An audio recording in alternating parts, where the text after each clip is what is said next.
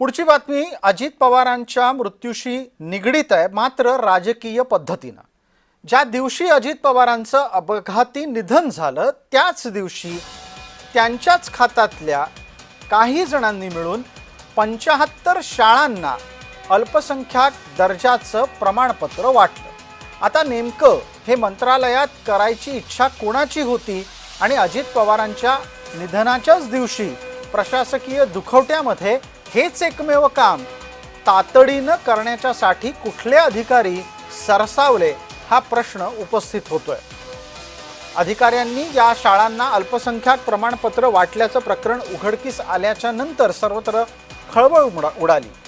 कामकाज शोक काळामध्ये करू नये असं कोणी म्हणणार नाही, पण ज्या दिवशी जो मंत्री निधन पावलेला आहे त्या मंत्र्याकडे असलेल्या विभागाचा इतका महत्त्वाचा निर्णय घाईघाईनच कसा होतो हा तांत्रिक प्रश्न आहे आणि काँग्रेसनं या संदर्भामध्ये प्रश्न उपस्थित केला।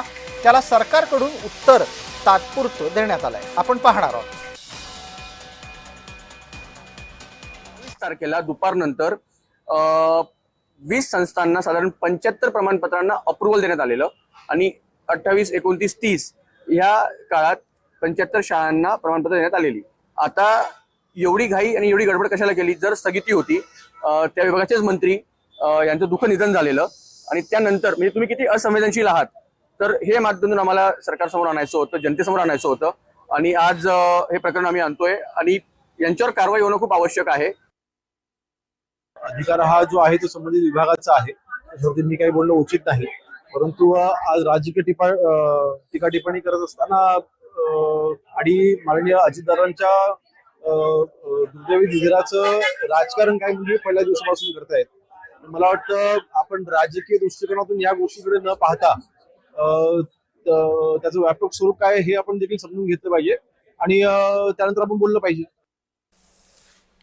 हा विषय थोडासा आणखी खोलवर जाऊन आपल्याला समजून घ्यावा लागेल। त्यानिमित्तानं आता पुढे येणारा तपशील आपण पाहणार आहोत। अजित पवार यांच्या निधनाच्या दिवशी राजकीय दुखवटा घोषित झाला होता, तो 3 दिवसांसाठी पाळला गेला होता।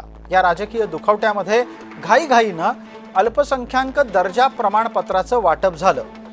या दुखवट्यामध्ये मंत्रालयातील कामकाज बंद होतं, पण तरीही प्रमाणपत्र मात्र दिली गेली। पोद्दार इंटरनॅशनल शाळेच्या 25 शाळांना 29 जानेवारीला अल्पसंख्याक दर्जा दिला गेला। सेंट झेवियर्सच्या 5 शाळांना सुद्धा अल्पसंख्याक प्रमाणपत्र देण्यात आलं। स्वामी शांतीप्रकाश आणि देवप्रकाश संस्थांच्या 4 शाळांनाही ही मान्यता मिळाली।